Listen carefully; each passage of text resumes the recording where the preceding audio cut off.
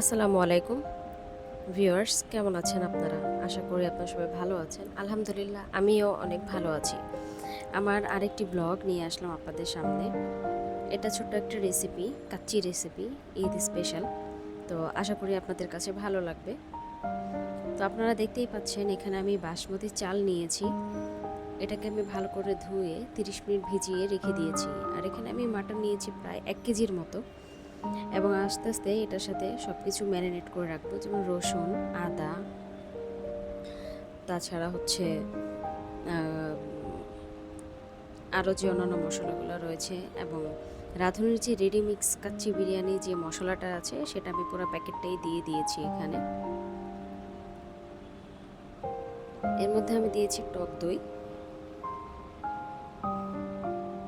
এটা হচ্ছে বাদাম বাটা,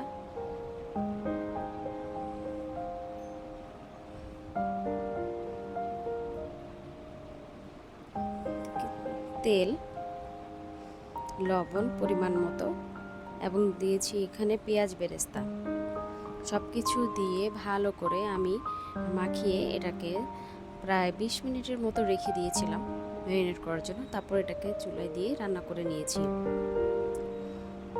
এরপরে আমি যেটা করেছি, আলুগুলোকে সুন্দর করে কেটে একটু হলুদ দিয়ে পানির মধ্যে রেখে দিয়েছিলাম কিছুক্ষণ, যাতে এটার কালার চলে আসে। আর প্যাকেটে কাচ্চি বিরিয়ানির মশলার সাথে যে আলাদা একটা মশলা দেওয়া থাকে আলাদাভাবে চালে দেওয়ার জন্য, সেটা আমি দিয়ে ভালো করে চালটাকে সিদ্ধ করে নিয়েছি। তো রান্না আমার প্রায় শেষ, এখন আমি সেটা অ্যাসেম্বল করে দেখাচ্ছি। প্রথমে আমি চাল দিয়ে দিব এখানে, তারপরে আমি এটার উপরে মাটন যেটা রেখেছি সেটা আমি ভালো করে এটার উপরে অ্যাসেম্বল করে দিব। তারপর আবারও চাল দিয়ে সুন্দর করে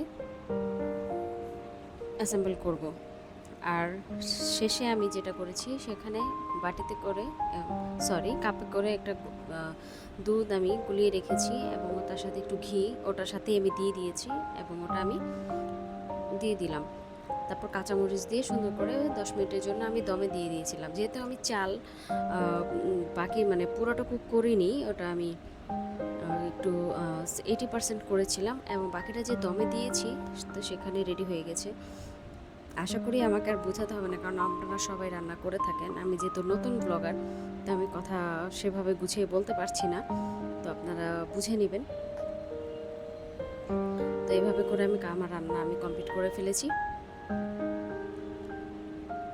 আমার ভিডিওটি দেখার জন্য ধন্যবাদ। ভালো লাগলে অবশ্যই একটি লাইক করে দিবেন। আসসালামু আলাইকুম।